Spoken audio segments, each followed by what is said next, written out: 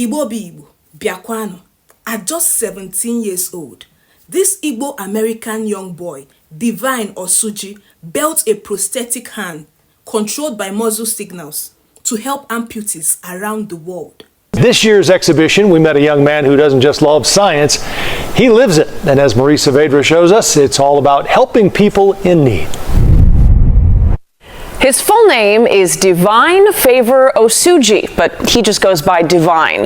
And people who know him say that name really hits the mark.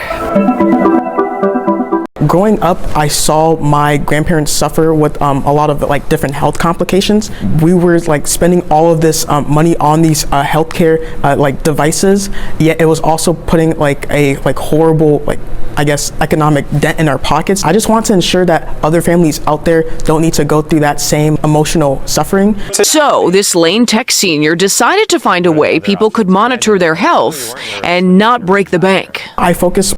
This is not Divine's first rodeo. For other science fairs, he's created a prosthetic hand connected to a webcam.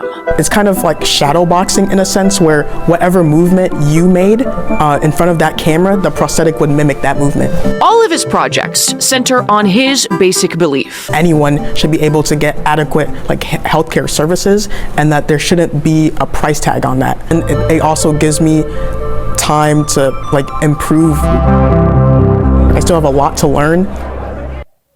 Aquifer. Igbo excellence. Igbo people are excelling everywhere in the world, doing incredible things. Aquifer, if I wasn't Igbo, oya na-ewe m iwe.